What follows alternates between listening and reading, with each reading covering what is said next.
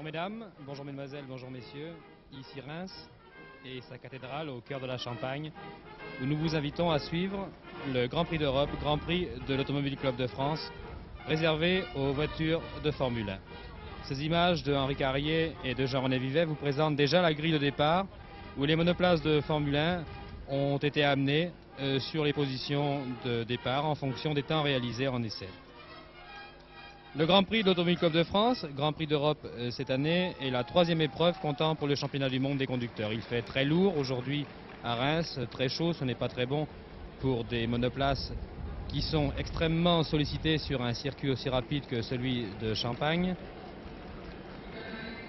Et nous allons assister à un Grand Prix qui sera encore un Grand Prix intermédiaire, un Grand Prix hybride, qui n'est pas encore un Grand Prix formellement réservé aux voitures de la même formule. Depuis cette année, en effet, les voitures de Formule 1 sont des voitures qui doivent être équipées en principe d'un moteur de 3 litres. Eh bien, pour ce troisième Grand Prix de l'année, nous assistons encore, alors que vous assistez à la mise en place des voitures sur la grille de départ. Voici la voiture numéro 20, qui est la voiture, la 3 litres Ferrari de Lorenzo Bandini. Cette voiture numéro 20 et ce Lorenzo Bandini cache un drame qui a éclaté aux 24 heures du Mans. C'est l'éviction, c'est le retrait de John Surtees, l'un des meilleurs pilotes du monde de la Scuderia Ferrari, de l'équipe Ferrari. Ces voitures donc qui vont participer, comme je vous le disais, à ce troisième Grand Prix comptant pour le championnat du monde des conducteurs, ne sont pas encore toutes des voitures conformes à l'idée que les promoteurs de cette formule se sont faites d'elles lorsqu'ils l'ont fait appliquer. C'est-à-dire que après plusieurs mois, eh bien, tous les constructeurs n'ont pas encore pu résoudre tous les problèmes mécaniques, tous les problèmes de construction en ce qui concerne les moteurs qui leur étaient posés. Et que nous allons voir des voitures équipées de moteurs de 3 litres. Ici, c'est la voiture numéro 38 du Suisse Joseph Siffert. C'est une Cooper Maserati V12 3 litres. Toutes ces voitures ne sont donc pas équipées d'un moteur 3 litres. Nous avons notamment des Lotus BRM 2 litres, des Lotus Climax 2 litres comme celle de Peter Arundel et de Pedro Rodriguez. Nous avons toutes les Cooper Maserati. Voici encore la voiture numéro 22. C'est la deuxième 3 litres Ferrari engagée ici à Reims. Et elle sera pilotée par Michael Parks, qui est l'ingénieur pilote de Ferrari à Maranello. Michael Parks qui devient ainsi le deuxième pilote de Ferrari depuis que John Surtees, comme je vous le disais, a quitté la Scuderia Ferrari. Je vous disais aussi que toutes ces voitures n'auront pas la même cylindrée, que tous ces moteurs n'auront pas la même cylindrée. Et c'est un peu un des drames.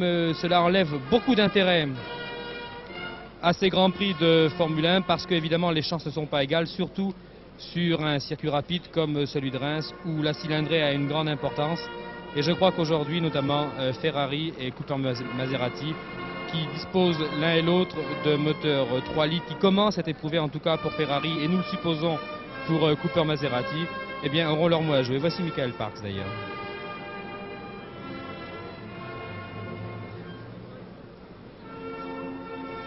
La liste d'ailleurs des engagements a été modifiée et même en dernière minute on n'était pas tout à fait certain des pilotes et des voitures qui participeraient à ce Grand Prix d'Europe. En principe nous aurons numéro 2, alors que nous voyons ici le numéro 38, c'est la voiture, c'est un moteur, c'est le Cooper Maserati V8 V12 3 litres de Joseph Siffert. Voici l'écusson Maserati, un trident.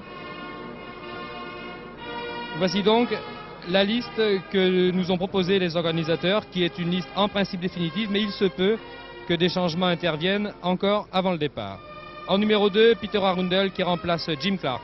Jim Clark a en effet été blessé à l'entraînement ici, sur le circuit de Gueux, par une alouette qui a heurté ses lunettes alors qu'il était en pleine accélération avant le virage de Tilloy. Jim Clark a été hospitalisé et aujourd'hui il est en Angleterre. C'est donc Peter Arundel qui en principe a pris sa voiture, Pedro Rodriguez prenant la voiture de Peter Arundel. 2 et 4 donc pour les Lotus Climax V8 2 litres. Voiture numéro 6, Joachim Rindt, Autriche, Cooper Maserati V12 3 litres. Voiture numéro 8, Chris Hammond, Nouvelle-Zélande, Cooper Maserati V12 3 litres.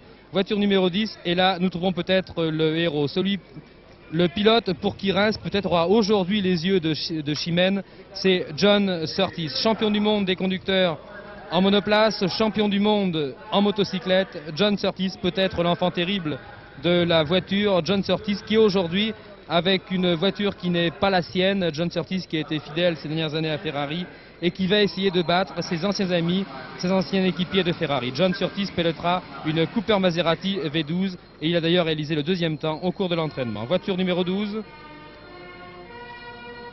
Alors que nous écoutons actuellement l'hymne américain qui salue l'arrivée de la voiture de Dan Gurney, qui est une Eagle Climax, 4 cylindres de litre 7. Voiture numéro 10, donc John Surtees. Voiture numéro 12, Brabham Repco 3 litres, Jack Brabham, V8. Voiture numéro 14, Denis Hulme, Brabham Repco V8, 2 litres 7. Voiture numéro 16, Graham Hill, BRM V8, 2 litres. Graham Hill, et voici le casque d'ailleurs à damier de Graham Hill. Le voici, la voiture numéro 16 que nous montre Henri Carrier. C'est une BRM 2 litres. Graham Hill a réalisé pourtant un excellent temps. Le voici, Graham Hill à droite avec une bouteille sur sa cuisse gauche. Graham Hill qui sera privé de son équipier aujourd'hui, Jackie Stewart, qui était lui aussi blessé lors du Grand Prix de Spa. Et c'est Graham Hill précisément qui a extrait Jackie Stewart de sa voiture alors que la combinaison de ce dernier était imbibée d'essence et que naturellement il risquait le pire. Voiture numéro 16 donc, Graham Hill. Nous trouvons ensuite voiture numéro 20, Lorenzo Bandini, alors que la 26 que nous montrent les caméras actuellement est la voiture de Dan Gurney, c'est l'île que salue d'ailleurs la bannière étoilée à droite sur votre écran. L'Eagle qui va faire sa première apparition en Grand Prix. Voiture numéro 20 donc, Lorenzo Bandini, la voici. Ferrari 3 litres, c'est en principe avec la voiture de Michael Parks la monoplace la plus au point de ce Grand Prix d'Europe. Voiture numéro 22, Michael Parks, également Ferrari 3 litres. Et voici John Surtees. John Surtees à droite sur votre écran, au front légèrement dégarni, combinaison avec sur les épaules une bande noire. John Surtees, pour qui je vous l'ai dit, Reims a aujourd'hui les yeux de Chimène. John Surtees, qui est peut-être l'individuel de la compétition, qui a osé dire non à Ferrari, qui a eu raison ou qui a eu tort, ce n'est pas à nous d'en juger.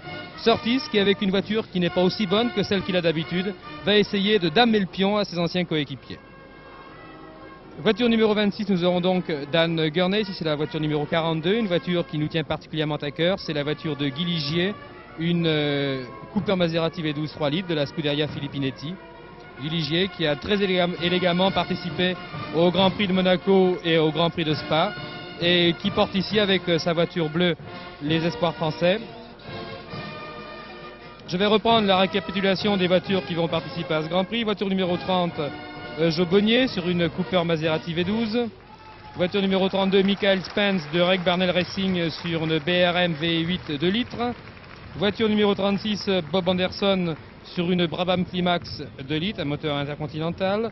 Voiture numéro 38, Joseph Siffert sur une Cooper Maserati V12. Nous vous l'avons présenté tout à l'heure, alors que maintenant la musique va évacuer la piste. Il y a, je crois, un léger retard. Voici Guy Ligier d'ailleurs. Voici Guy Ligier qui se dirige vers sa voiture. Ligier donc, voiture numéro 42, et voiture numéro 44, John Taylor sur une Brabham BRM V8 2 litres. Je vous récapitule très vite le numéro des voitures et les pilotes qui vont participer à ce Grand Prix. 2, Peter Arundel. 4, Pedro Rodriguez. 6, Joachim Rindt. 8, Chris Amon. 10, John Surtees. 12, Jack Brabham. 14, Denis Hulme. 16, Graham Hill. 20, Lorenzo Bandini. 22, Michael Parks. 26, Dan Gurney. 30, Joachim Bonnier. 32, Michael Spence. 36, Bob Anderson. 38, Joseph Siffert. 42, Guy Ligier. Et 44, John Taylor.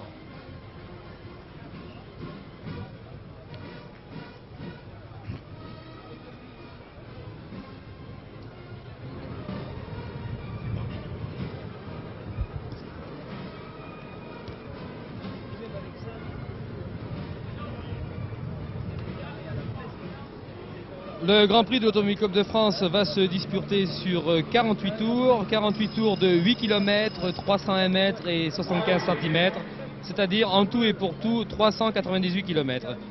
Étant donné que les voitures ont réalisé des moyennes de 233 km 852 en tout cas pour les meilleurs, nous pensons que ce Grand Prix, et nous en sommes même sûrs, que ce Grand Prix va se courir en moins de 2 heures, que tous les records vont être battus malgré la chaleur.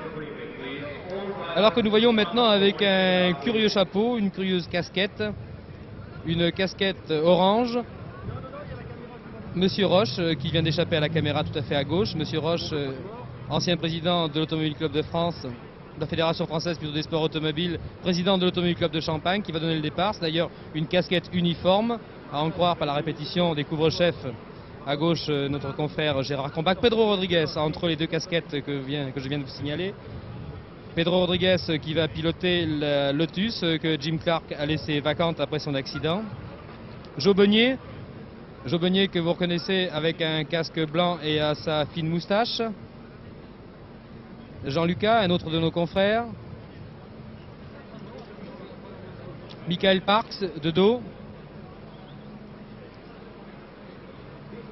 Il fait très chaud, vous voyez les mouchoirs d'ailleurs que les pilotes, des mouchoirs humides, des mouchoirs qui ont été mouillés à l'avant. Jack Brabham avec un casque blanc, Jack Brabham qui a gagné hier sur ce même circuit le Grand Prix de Formule 2. Graham Hill de dos. Graham Hill qui n'a pas grand chose à espérer aujourd'hui avec son moteur de litre sur un circuit aussi rapide. Il y a maintenant 2 minutes de retard sur l'horaire de ce Grand Prix alors que M. Roche adresse ses dernières recommandations aux pilotes qui vont participer à ce Grand Prix d'Europe, qui est également le 52e Grand Prix de l'Automobile Club de France. Je voudrais vous rappeler la position des pilotes dans le championnat du monde des conducteurs avant ce 3e Grand Prix. Premier, Lorenzo Bandini, 10 points. Lorenzo Bandini, 2e à Monaco et 3e à Spa. Bandini qui a d'ailleurs acquis ses 10 points en pilotant une 2,4 litres, c'est-à-dire une extension du moteur Dino. Bandini qui courra donc aujourd'hui à Reims pour la première fois avec une Ferrari 3 litres. Deuxième, ex-aequo, Jackie Stewart, vainqueur à Monaco, et John Surtees, vainqueur à Spa, précisément sur une Ferrari 3 litres, 9 points. Quatrième, l'Autrichien Joachim Rindt, 6 points. Joachim Rindt, deuxième à Spa, deuxième derrière John Surtees. Cinquième, Graham Hill, 4 points. Graham Hill, troisième à Monaco, après qu'il eut quelques ennuis. Graham Hill, troisième à Monaco, après Jackie Stewart et Lorenzo Bandini. Sixième ex-aequo, Bob Bondurant sur une voiture hybride à Monaco, et Jack Brabham à Spa, 3 points. Brabham, quatrième à Spa, 3 points. Et huitième, Ricky Ginter, 2 points.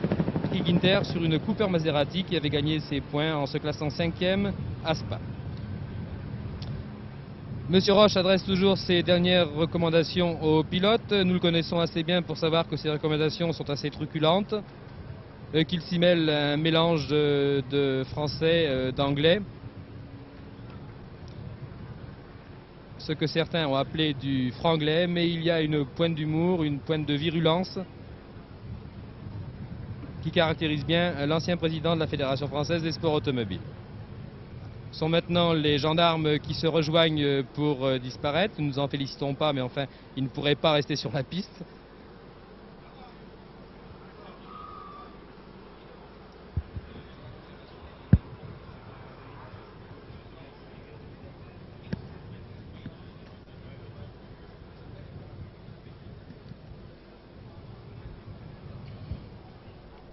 Il y a une modification au départ. Le numéro 2, la voiture numéro 2, donc la voiture de Jim Clark, sera pilotée par Pedro Rodriguez. Et la voiture numéro 4 sera pilotée par Peter Arundel. Alors que je vous avais annoncé au début que c'était le contraire. C'est-à-dire que la voiture numéro 2 serait pilotée par Arundel et la carte par Rodriguez. En tout cas, il s'agit des deux voitures du team Lotus. L'une est équipée d'un Climax V8, ce sera donc la voiture numéro 2 de Pedro Rodriguez. L'autre, la voiture numéro 4, est équipée d'un Lotus BRM 2 litres et c'est la voiture de Peter Arundel. Nous retrouvons ici la voiture numéro 10, c'est la voiture de John Surtees. Voici Michael Parks, qui est ingénieur pilote chez Ferrari. Parks qui a participé aux 24 heures du Mans, qui a été d'ailleurs avec le Commendatore l'un des grands vaincus. Voici Surtees qui vient de mettre son casque. John Surtees et Parks qui ont d'ailleurs tous les deux, les voici presque dos à dos. On pourrait les croire brouillés sur cette image. En réalité, ce sont de bons compagnons, de bons amis. Surtees et Parks qui ont en tout cas à eux deux en prototype peut-être former l'un des meilleurs équipages que l'on puisse souhaiter et qui sont séparés maintenant parce qu'une question d'humeur a éloigner John Surtees de Ferrari, non pas parce que Surtees est brouillé avec Ferrari, mais parce que Surtees est brouillé avec un certain monsieur Dragoni, qui est responsable des compétitions chez Ferrari, et que celui-ci a une idée de la discipline que Surtees n'avait pas. Peut-être que Surtees a raison, peut-être que Surtees a tort. En tout cas, lorsqu'on a sa classe, lorsqu'on est un artiste du volant, on a le droit, je crois, à une certaine indépendance. Voici Lorenzo Bandini dans la Ferrari 3 litres numéro 20. Bandini qui va avoir quelque chose à prouver aujourd'hui. C'est la première fois qu'il est le premier pilote de Ferrari en monoplace. Il va devoir remplacer Surtees. Il aura comme adversaire Surtees.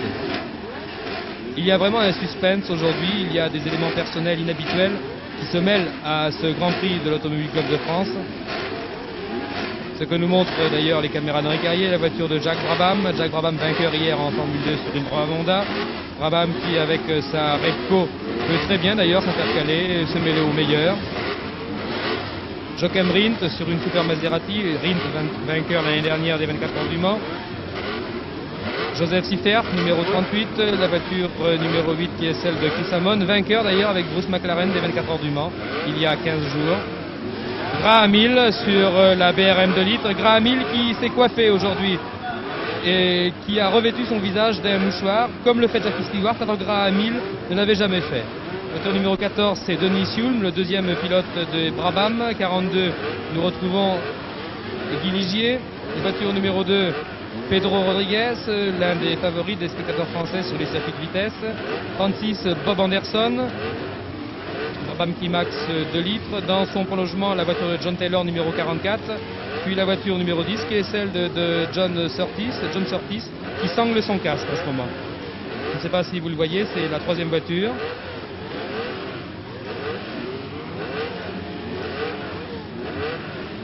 Voici, une vue un peu emmêlée.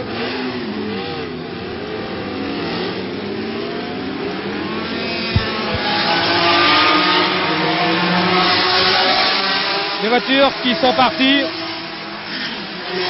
un peu n'importe comment pour un tour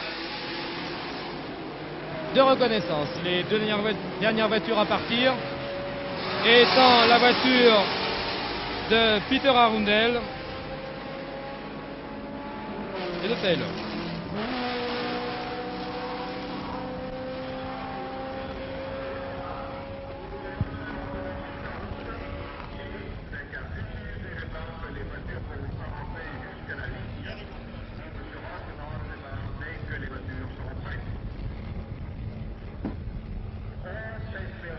« 8 km 301 mètres 75 cm donc à parcourir, avec surtout deux virages principaux qui sont le virage de Muison, que tous les pilotes ont pris. Ils se dirigent maintenant, et vous les voyez d'ailleurs grâce à ces vues de l'hélicoptère, sur le Thillois.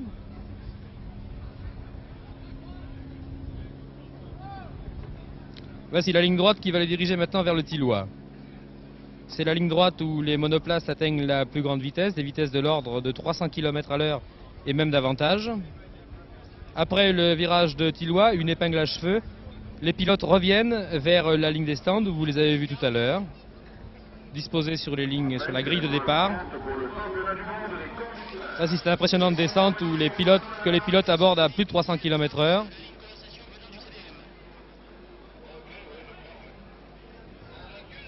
La ligne droite mesure près de 3 km.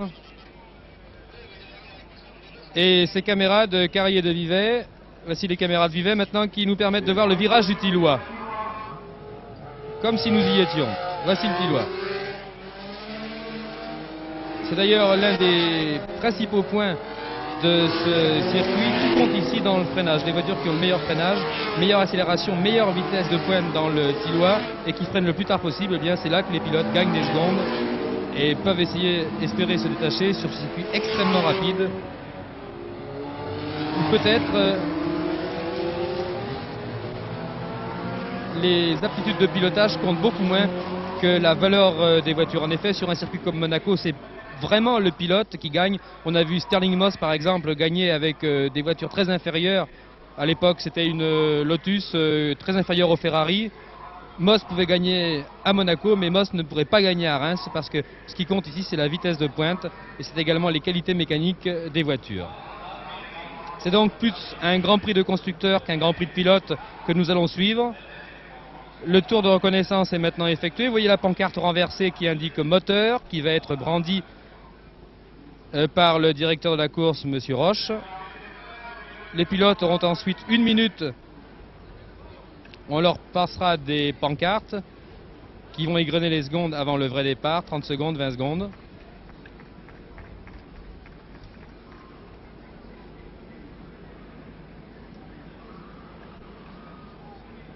Il y a beaucoup de monde aujourd'hui, plusieurs milliers de voitures qui sont garées. On peut estimer les spectateurs de ce Grand Prix de l'Automobile Club de France à plus d'une centaine de milliers.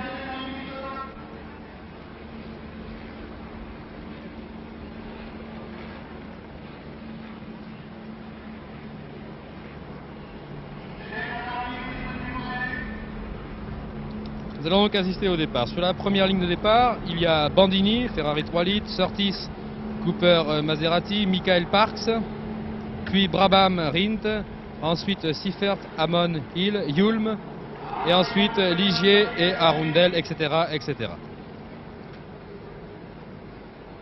Près d'un quart d'heure de retard maintenant, nous attendons avec impatience que ce Grand Prix veuille bien partir.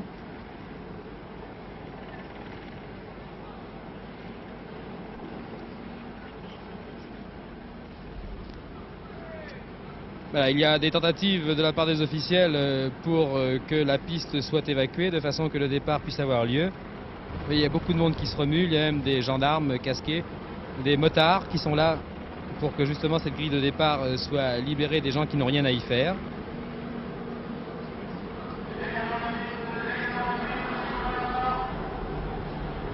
Alors que le monsieur qui est à gauche, c'est Jean-Lucas, l'un de nos confrères d'ailleurs, qui a toujours sa pancarte moteur retournée et qui lui voudrait sans doute bien libérer ses voitures à l'heure. Il y a quelque chose qui se passe là, près de la voiture. Il y a un pilote, combinaison claire, qui n'était pas encore entré, c'est Jack Brabham, qui n'était pas encore monté dans sa voiture. Voilà, c'est fait. Tout très bien. Tout va bien. Vous avez vu le geste sans doute du monsieur qui disparaît maintenant sur votre gauche, qui vient de signaler au directeur de la course que le départ peut être donné. Dernière recommandation. Attention monsieur, ces voitures développent toutes 400 chevaux. Monsieur Roche, que vous venez de voir. Les voitures gagnent maintenant exactement leur place de départ. Chaque trait indiquant le numéro de la voiture et sa place sur la grille en fonction des temps réalisés au cours des essais. Bandini.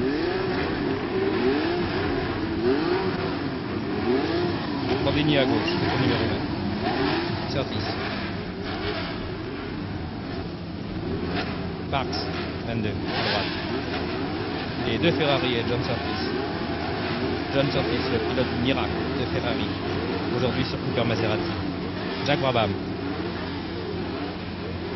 Jock Emrin, brillant à Spa, le deuxième de Surtees. Cooper Maserati également. Et M. Roche vient de libérer les 17 voitures qui vont participer à ce 52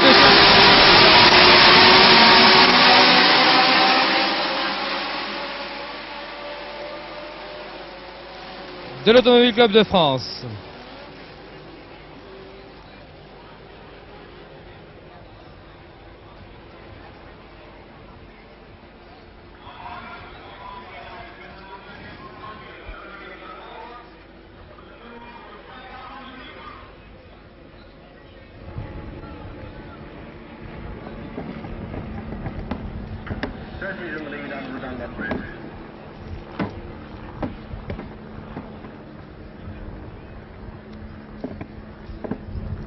Je vous rappelle que le meilleur temps au cours des entraînements a été réalisé par Bandini.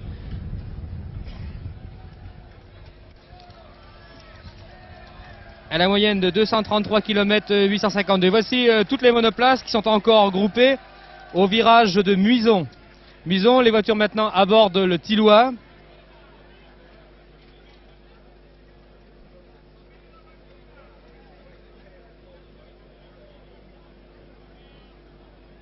Et c'est une Ferrari qui est en tête. C'est soit la Ferrari, nous arrivons très mal à discerner malgré ces vues d'hélicoptère,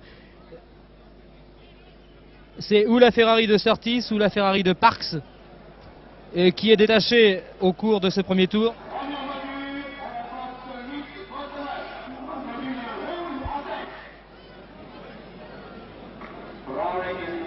Et nous dirigeons maintenant vers le virage du Tillois. Ce sont plutôt les pilotes qui s'y dirigent.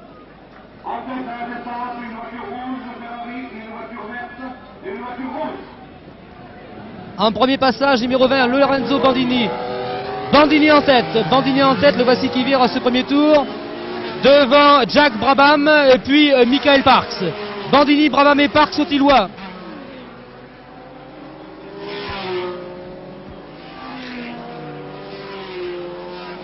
Toujours Bandini, deux voitures rouges dans les trois premiers. Bandini qui a maintenant 100 mètres d'avance sur Brabham. Bandini numéro 20, devant Jack Brabham, Michael Parks. Puis Joachim Rindt, Chris Amon.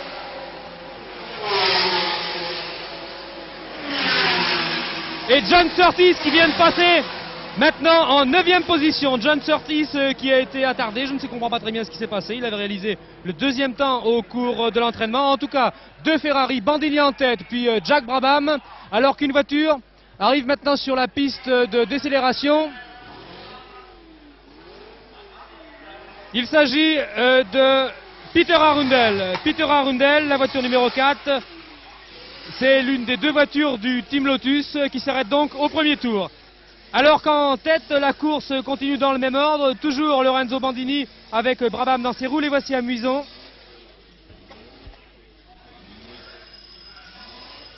Puis derrière, Bandini et Brabham, que voici nettement détachés maintenant. Ils ont environ 250 mètres d'avance sur leur suivant. Il y a Parks et les deux Cooper Maserati de Rindt et de Chris Amon.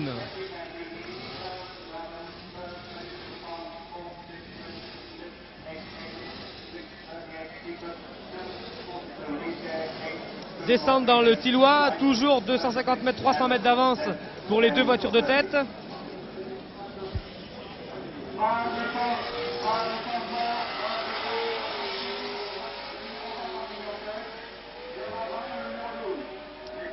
Au Tillois, Bandini. Bandini, leader du championnat du monde des conducteurs. Bandini, Brabham. Une Maserati qui a passé Parks. Une Maserati en 3e position, puis Parks et une autre Maserati. C'est Joachim Rindt qui est maintenant donc en 3e position. Je vous rappelle la position au Tillois alors que le deuxième tour va être bouclé. Premier Bandini, deuxième Brabham, troisième Rindt. La ligne droite devant les stands maintenant. Bandini, Brabham, Parks qui est très bien revenu. Amon, Rindt, Hill, Parks.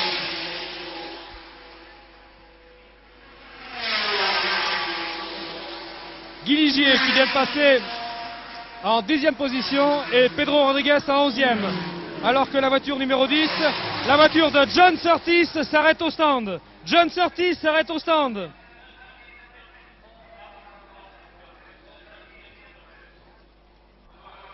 John Surtees qui aurait peut-être voulu aujourd'hui faire un pied de nez justement au destin, essayer de montrer qu'avec une voiture de fortune, il aurait pu prouver à Ferrari que malgré tout il était le grand John Surtees et que Ferrari avait eu tort de l'évincer de la Scuderia Ferrari. John Surtees s'est arrêté au deuxième passage devant son stand. Surtees est toujours dans son baquet, il n'est pas descendu. J'ai demandé à Jean-Michel Lelio de nous donner l'ordre exact de passage après le deuxième tour. Bien, François Jeannin, nous avons déjà noté deux arrêts tout d'abord. L'arrêt de la numéro 4 Arundel et celle que vous venez de signaler, celle de la numéro 10, l'un des favoris, John Surtees. Maintenant, au deuxième tour, nous avions en tête Bandini, voiture numéro 20 sur Ferrari. En deuxième position, la voiture numéro 12, Brabham Jack sur Brabham Repco V8. En troisième position, la voiture numéro 22, c'est Mike Parks sur Ferrari. En quatrième position, la voiture numéro 8 d'Amon, Amon qui est sur une Cooper Maserati. Ensuite, en cinquième position, la numéro 6, alors que John Surtees vient de démarrer, il est donc toujours dans le même tour que les autres. Donc la numéro 6, c'était celle de Rindt sur Cooper Maserati. Ensuite venait la 16, c'est-à-dire... Jean-Michel Lelio, je me coupe parce qu'il y a deux voitures qui se sont heurtées au Tillois, deux voitures que nous allons maintenant pouvoir apercevoir qui sont dans la ligne droite des stands. Ce sont les rouges, je ne crois pas qu'il y ait grand chose. Vous avez peut-être vu le dégagement de fumée.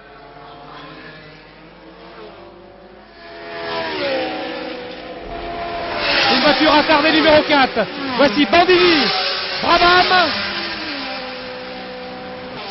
Parks. Et c'est Rindt et Graham Hill qui se sont heurtés au Tillois, comme vous avez pu le voir, Graham Hill essayant de passer tout à fait à l'extérieur, alors que Rindt lui a fermé la route. À vous Jean-Michel. Eh bien, à part ce petit accident, il faut rappeler maintenant le passage au troisième tour, la voiture numéro 20 de Bandini, ensuite la voiture numéro 12 de Jack Brabham, et puis venait la 22 de Parks, soit 2 Ferrari dans les 3 premières. Ensuite, la numéro 8, c'est Chris Hammond, une Cooper Maserati, la 16, c'est Graham Hill, la 32, enfin, celle de Spence. Donc nous avons 7 voitures en tête en ce moment assez loin et 2 arrêts de voitures et 2 hommes qui dorénavant devront essayer de rattraper le terrain perdu. La voiture numéro 4 Arundel et la voiture de John Surtees qui s'est arrêtée pendant 50 secondes. Les voitures se dirigent donc maintenant vers la fin de leur 4e tour. Toujours en tête Bandini et Brabham qui ont animé durant ces 4 premiers tours la course, avec Michael Parks qui s'est fait passer d'ailleurs dans le virage du Tillois au cours du 2e tour, mais qui à l'accélération est très bien revenu puisque devant les stands il occupait toujours sa 3e place. 2 voitures rouges donc aux premières places. C'est sans doute une satisfaction pour Monsieur Ferrari qui doit voir cette course à la télévision depuis sa défaite du Mans. Voici donc dans la descente du Tillois, alors que nous nous dirigeons vers ce virage, la meute des voitures lancées à plus de 300 km à l'heure.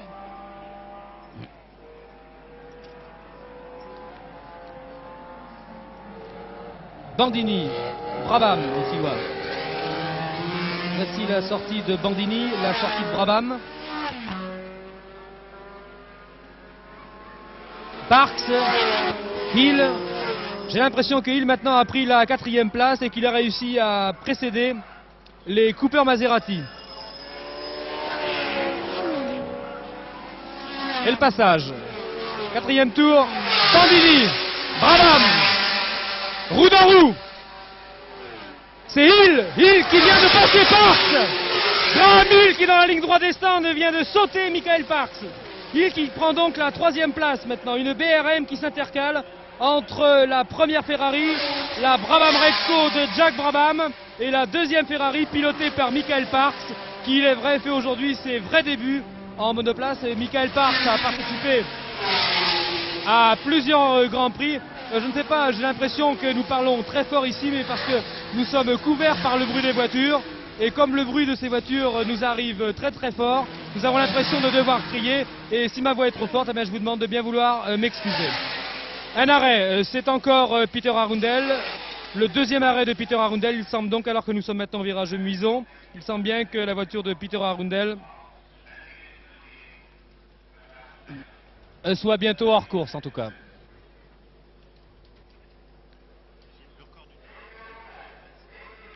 « 2 minutes 13 secondes 6 dixièmes pour Lorenzo Bandini. Moyenne 223 km 699. C'est très très vite.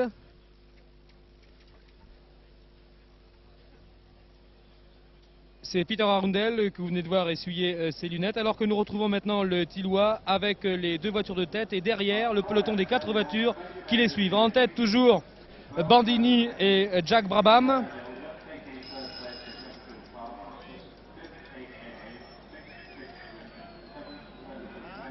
Bandini, Brabham. Et nous allons voir si Graham Hill est toujours là. Bandini qui sort du Tillois avec Brabham dans ses roues. Voici Parks qui maintenant a repassé Graham Hill au Tillois.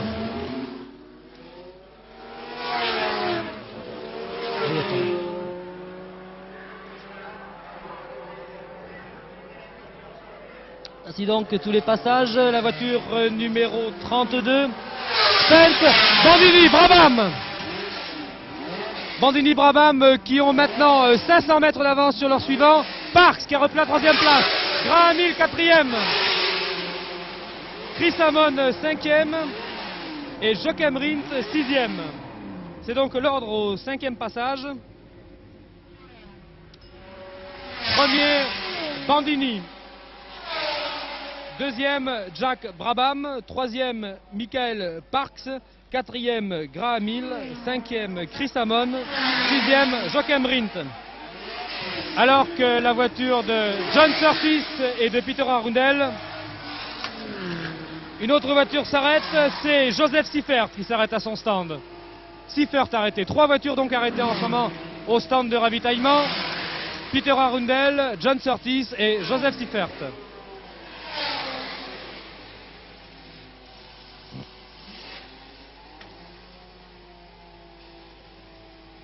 Bandini à droite avec Brabham. Dans les lignes droites, il semble bien que Bandini puisse mieux exploiter les possibilités mécaniques de sa voiture qui est apparemment plus rapide que la voiture de Brabham, mais dans les virages, dans les freinages, dans l'habileté de conduite, il semble bien que Brabham là, puisse revenir sur Bandini. Ce qui prouve que si Ferrari a aujourd'hui les meilleures voitures, eh bien peut-être n'a-t-il pas les meilleurs pilotes qui puissent les exploiter.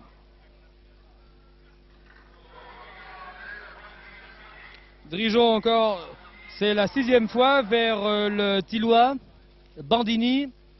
Bandini que nous montre Vivet. Bandini, Brabham, toujours roue dans roue. Vous voyez comme Brabham revient dans les virages.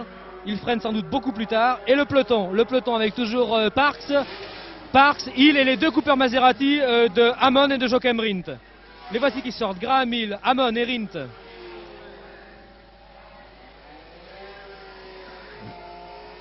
Bandini, Brabham, 500 mètres au moins maintenant d'écart entre les 2 premiers, alors que Hill se porte à la hauteur de Parks et le passe. 2e fois, Amon et Rindt roue dans roue. Au 6e passage, Bandini, Brabham, Graham Hill, Michael Parks, Chris Amon et Joachim Rindt. Eh bien, il y a 2 bagarres qui se livrent actuellement en tête. C'est celle de Bandini que se livrent Bandini et Jack Brabham.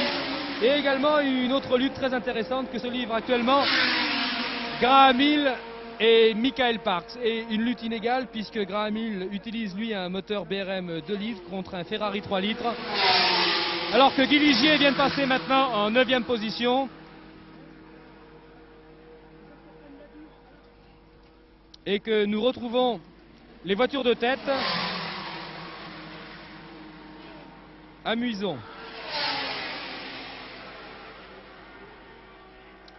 Si la voiture de Surtees, il y a toujours des réparations. Surtees qui est toujours casqué à gauche. Et vers le Tillois, les 2 hommes de tête, Lorenzo Bandini et Jack Brabham. Bandini et Brabham. Regardez bien les évolutions des voitures, les trajectoires que vont rechercher ces 2 pilotes à l'approche du Tillois, qui est le virage essentiel, le plus dur sans doute, sur le circuit de Reims. Voici le passage de Bandini. Voilà Bandini. Bandini qui passe, qui est entré avec une grande avance dans le virage, et Brabham derrière qui vire beaucoup mieux et qui se rapproche de Bandini.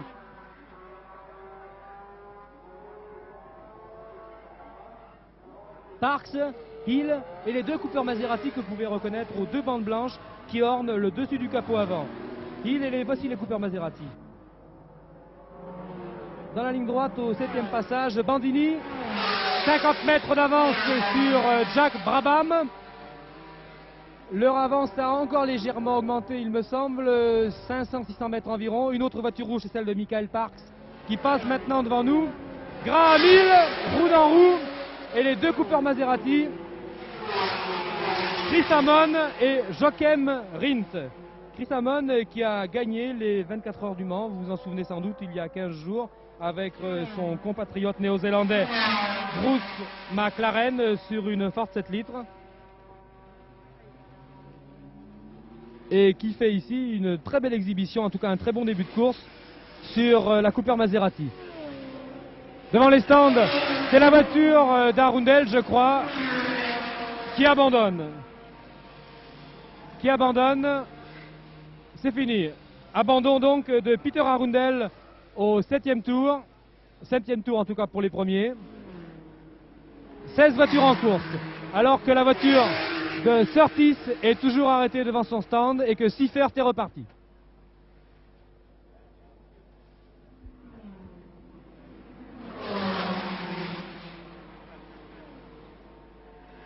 Au 7e tour, donc, en tête Bandini, suivi de Brabham, puis Graham Hill,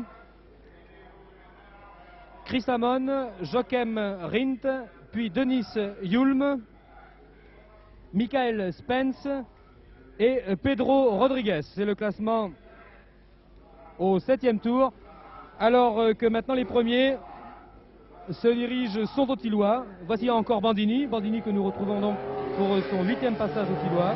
Bandini et Brabham, toujours roue dans roue. Brabham qui pourrait bien essayer aujourd'hui de faire un doublé puisqu'il a gagné hier le Grand Prix de Formule 2 sur une voiture d'ailleurs de sa conception. Parks qui est légèrement déporté, Parks qui n'a pas tout à fait l'habitude des courses de Formule 1. Et qui, malgré ses exceptionnelles qualités, est en train ici de faire parmi les meilleurs pilotes un dur apprentissage. Position inchangée donc pour les deux premiers. Au 8e passage devant les stands, Graham Hill encore, Graham Hill qui repasse à gauche là, qui repasse Michael Parks. Chris Amon, Joachim Rindt,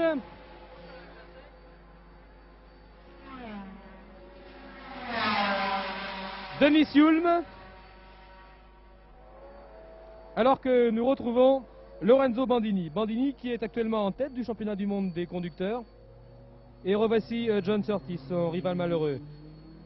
Surtees, je vous le disais, pour qui peut-être Reims aurait aujourd'hui les yeux de Chimène et qui n'a, lui, que ses yeux pour pleurer. Surtees, qui est peut-être aujourd'hui le meilleur pilote de ce Grand Prix de la CF, et Surtees qui n'a pas de voiture. Le numéro 32 s'arrête. Le numéro 32, c'est Michael Spence sur une BRM V8 2 litres.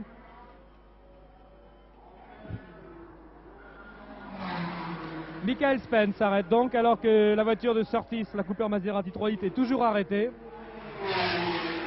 Que Ligier est toujours en 10e position et que nous retrouvons les pilotes de tête au Tillois pour le 9e passage.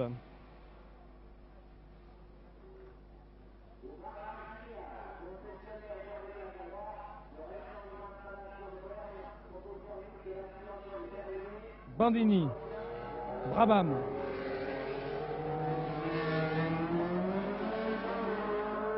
Brabham là qui a légèrement déporté, qui est allé chercher un peu de poussière sur le bas-côté, ce que les caméras vous ont d'ailleurs très bien restitué. Et voici au 9e passage, devant la ligne de départ, Lorenzo Bandini,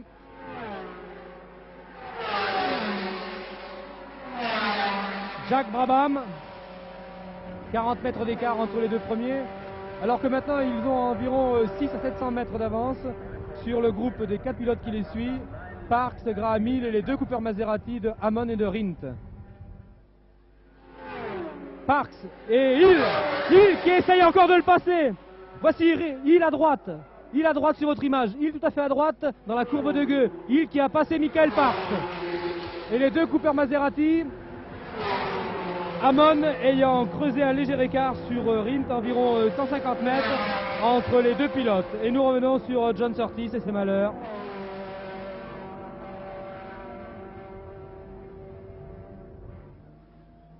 Voici Muison pour Lorenzo Bandini et Jack Brabham.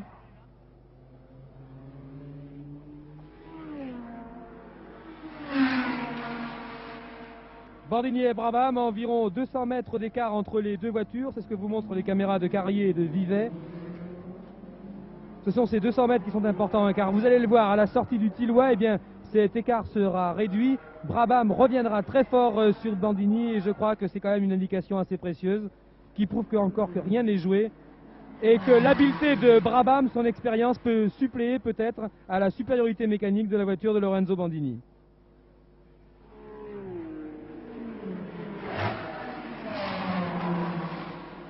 Regardez bien comme l'écart a déjà diminué. Bandini est déjà en freinage et pas Brabham. Voilà, Bandini et Brabham. Il n'y a plus que 40 mètres entre les deux pilotes. Bandini, Brabham.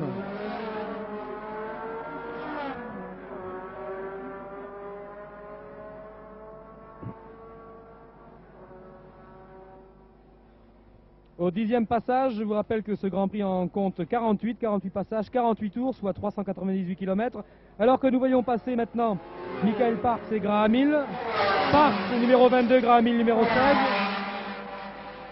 Graham Hill qui manque de chevaux, c'est dommage de voir un pilote de cette classe enfermé justement par la puissance, ne pas pouvoir se porter au combat et rejoindre les hommes de tête. Voiture numéro 38 qui s'arrête, Joseph Siffert, deuxième arrêt du Suisse Siffert. Parks et Graham Hill qui viennent de passer une nouvelle fois à roue dans roue et chaque fois devant les stands de ravitaillement. Graham Hill, et voici encore Graham Hill à droite, il vient de passer Parks, mais dans la ligne droite, Parks grâce à sa puissance va repasser Graham Hill. C'est un peu un combat déséquilibré qui oppose les pilotes des Ferrari aux pilotes de Brabham et à Graham Hill. À chaque fois, les pilotes des Ferrari disposent de meilleures voitures, ils ont beaucoup plus de chevaux, ils sont beaucoup plus puissants. Et malgré tout, malgré toutes les qualités de Jack Brabham et de Graham Hill, eh bien, ceux-ci ne peuvent rien faire sur un circuit aussi rapide que celui de Reims. De nouveau, les deux hommes de tête. Vous voyez 200 mètres d'écart entre les deux voitures. Entre Lorenzo Bandini tout à fait à droite. Et nous retrouvons la voiture numéro 8, c'est la voiture de Chris Amon qui s'est arrêtée. Chris Amon qui était tout à l'heure en 4e position.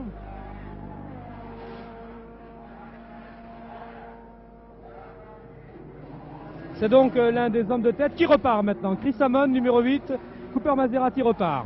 Le voici. Bandini. Bandini que les caméras de Carrier du Vin ont retrouvé. Bandini qui va vers le Tillois. Voici Bandini. Bandini et Brabham dans ses roues.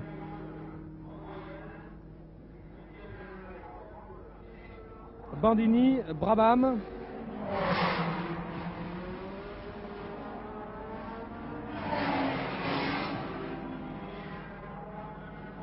Bandini, Brabham. Et la deuxième bagarre dans cette course, celle qui oppose Parks à Graham Hill. C'est Parks qui est en tête au Tillois, Graham Hill derrière.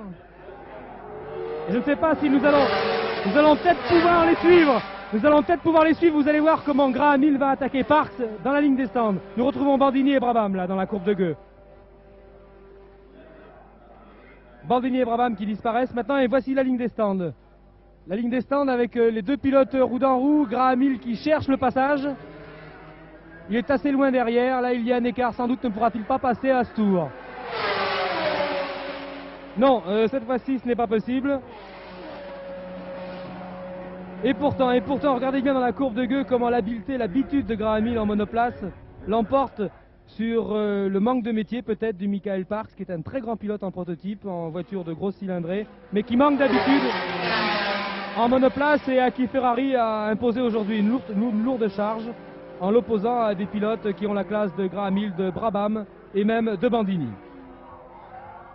Jean-Michel Elliot, les écarts entre les premiers. Bien, nous avons Bandini en tête. Ensuite, la numéro 12, c'est celle de Brabham à 3 secondes. À 25 secondes, nous avons la 22, celle de Parks, qui est roue dans roue avec la numéro 16 de Graham Hill. Donc 3 secondes pour le second, 25 secondes pour le troisième et deux voitures à 45 secondes, celle de Graham Hill et celle de Jochen Rindt. Ensuite, la numéro 14, celle de Denis Sulm. Il faut aussi rappeler que la voiture de Joe Siffert 38 s'est arrêtée 2 fois. Elle est repartie dans le même tour pour la deuxième fois. Et il y a eu l'abandon de la voiture numéro 4, celle d'Arundel. Cependant que John Surtees est toujours là. John Surtees n'est pas reparti. Il en a terminé avec ce Grand Prix d'Europe. Et nous retrouvons Lorenzo Bandini au Tillois. Bandini, le voici. Bandini qui a dégagé de la poussière également. Brabham. Bandini, Brabham qui sont maintenant très nettement en tête de ce Grand Prix, alors que nous allons vers le 13e tour, le 12e tour. Bandini qui a environ 100 mètres d'avance, 150 mètres d'avance sur Jack Brabham.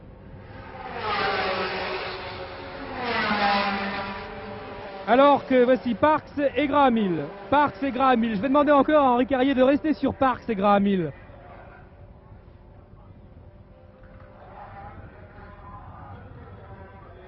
Parks et Graham Hill qui cherche encore le passage, qui est un peu plus près qu'au tour précédent. Et vous allez voir comme dans la courbe de gueux, Graham Hill va très bien revenir sur Parks. Voici la passerelle, nous dirigeons maintenant vers la courbe de gueux. Voici, regardez comme Graham Hill revient, presque roue dans roue sur Parks.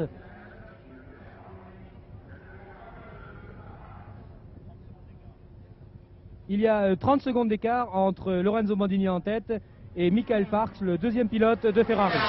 À Muison, avec l'hélicoptère Bandini et Brabham.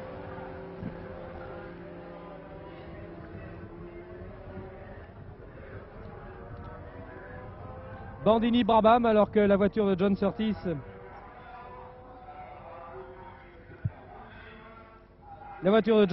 est toujours arrêtée devant son stand. C'est l'un des attraits essentiels de ce Grand Prix, l'un des attraits humains essentiels de ce Grand Prix qui nous a échappé depuis le début, sans doute par la faute d'un incident mécanique.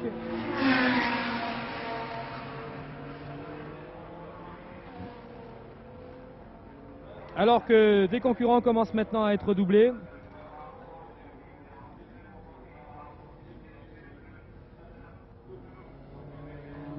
Voici Bandini.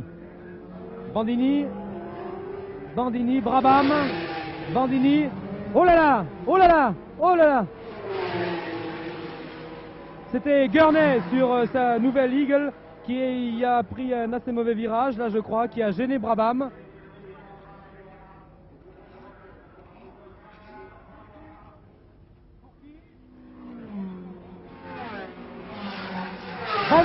Bandini devant les stands. Brabham qui accuse maintenant un léger retard.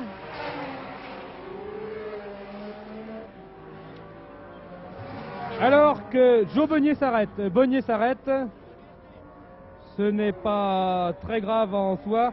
Le pilote suédois jouant surtout depuis plusieurs années les utilités dans les Grands Prix de Formule 1. Mais enfin, c'est essentiel quand même, puisque, comme a dit le baron Pierre de Coubertin, il faut participer. Enfin, cela n'aura pas d'incidence sur la course des premiers en tout cas.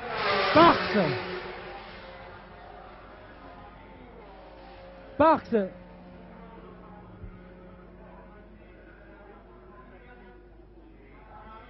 Graham Hill n'est pas passé.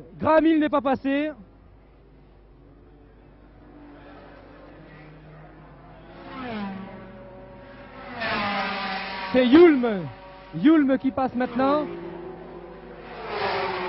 Joachim Rindt, un grand changement donc en tête. Premier Bandini, deuxième Brabham, troisième Parks. Graham Hill n'est pas passé au 13e tour. Je ne sais pas ce qui s'est passé. Voici une voiture qui arrive et qui prend la ligne de décélération. C'est la BRM de Graham Hill qui s'arrête.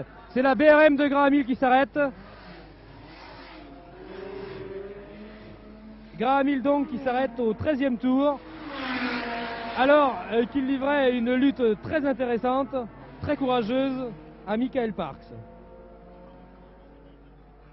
Nouveau record du tour pour Lorenzo Bandini, 2 minutes 12 secondes de 2 dixièmes, moyenne 226 km, 0,68.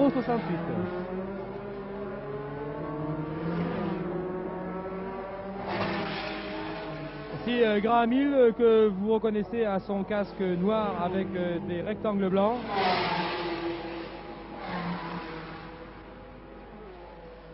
Graham Hill qui avait conservé malgré tout toutes ses chances dans ce Grand Prix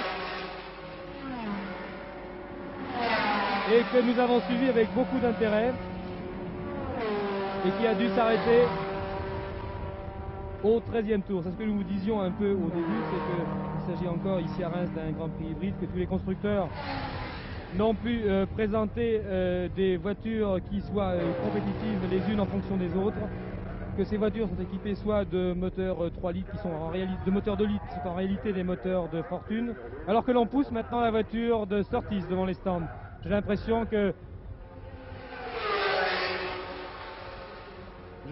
que tout est fini pour John Surtees.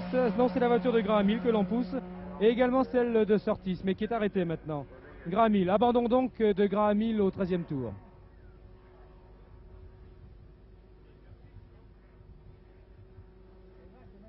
Graham Hill hors course donc au 13e course sur abandon, alors qu'il occupait la 4e place derrière Bandini, Brabham et Parks, et que les 3 premières places sont toujours occupées par Lorenzo Bandini, Michael Parks,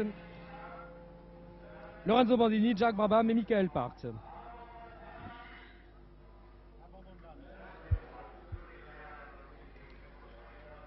Au-Tillois,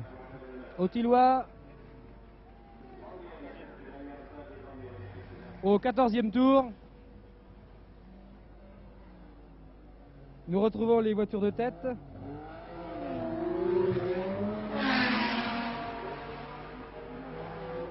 Bandini,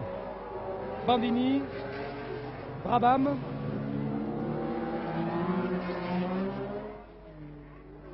maintenant. Il y a 2 voitures doublées par Bandini qui sont intercalées entre Bandini et Brabham.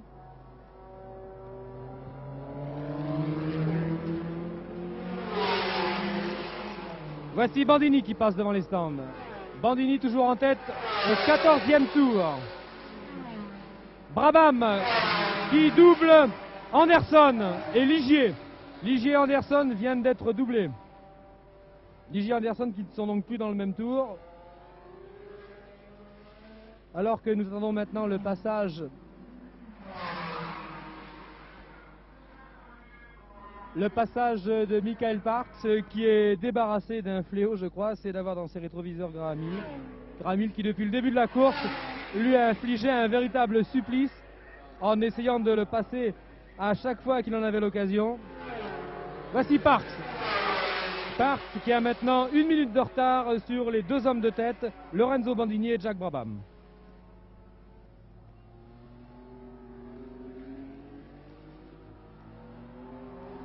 Muson pour Bandini.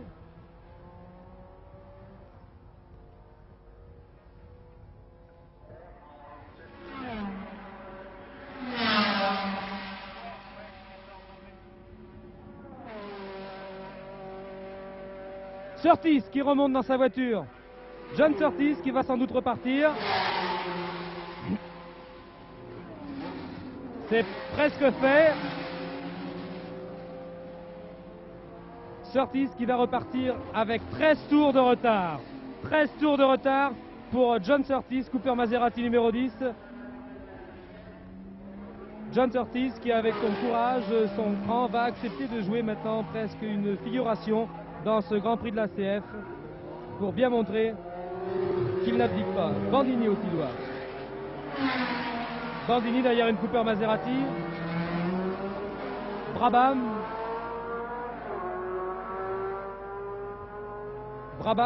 Bob Anderson qui a été doublé. Bob Anderson que voici, que nous montrent les caméras de Vivet. Et voici Bandini qui dans la ligne des stands double Chris Amon. Chris Amon qui a dû s'arrêter tout à l'heure à son stand, qui apparemment avait des ennuis d'alimentation puisque les mécaniciens se sont affairés dans le moteur, dans l'endroit où se trouvent les carburateurs. La voiture est repartie rapidement, mais il semble bien que la voiture de Chris Amon ne marche plus tout à fait aussi bien comme au début. L'ordre toujours Bandini, puis Jack Brabham, et puis Michael Parks, Dennis Hulme et Joachim Rindt, c'est-à-dire 2 Ferrari et 2 Brabham dans les 4 premiers. C'est maintenant une lutte intermarque qui est engagée.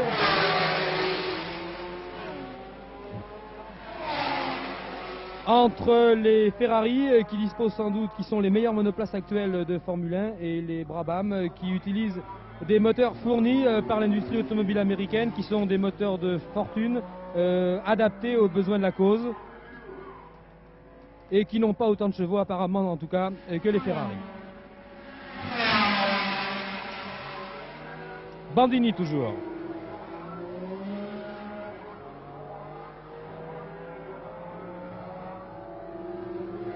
Bandini qui joue très crânement sa chance d'ailleurs, qui la joue d'autant plus courageusement qu'il est un peu ici le champion malheureux, qu'il pourrait souffrir d'une comparaison avec John Surtees, très populaire en France, et qui avec beaucoup de conviction essaye de prouver ici qu'il mérite sa place de premier pilote et qu'en tout cas il n'est pas usurpé. Et il faut dire d'ailleurs que ses relations en principe avec John Surtees ne sont pas du tout détériorées et que les deux hommes, même s'ils ont changé de marque, eh bien, se conservent l'estime qu'ils avaient l'un pour l'autre.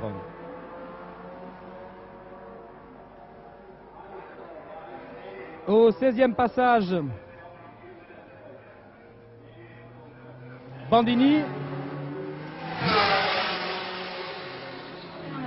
et Brabham. Voici Bandini dans la courbe de Gueux.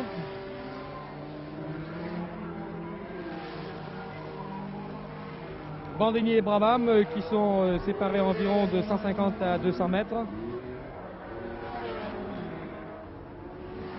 Ce sont maintenant les attardés, les doublés qui s'intercalent entre les 4 hommes de tête, entre les 2 Ferrari 3 litres et les 2 Brabham.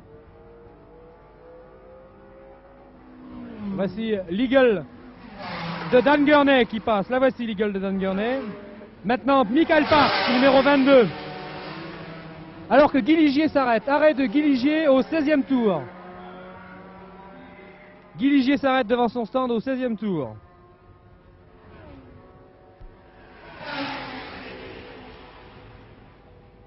Voici Guy Ligier qui participe à son 3e Grand Prix de l'année, qui a eu un très bon comportement et à Monaco et à Spa.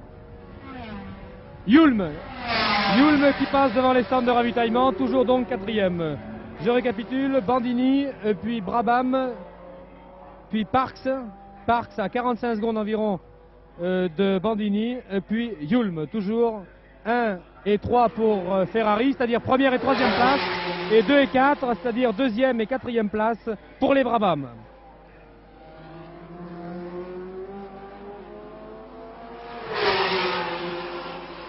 John Surtees qui vient de passer devant les stands alors que nous retrouvons Bandini au Tillois. Bandini très à l'aise maintenant. Ça veut dire comme une horloge, elle fait un bruit, elle provoque un bruit très régulier à son passage devant les stands. Mais il y a 48 tours à couvrir et comme le dirait Roger Coudert, il ne faut jamais vendre la peau de l'ours, etc.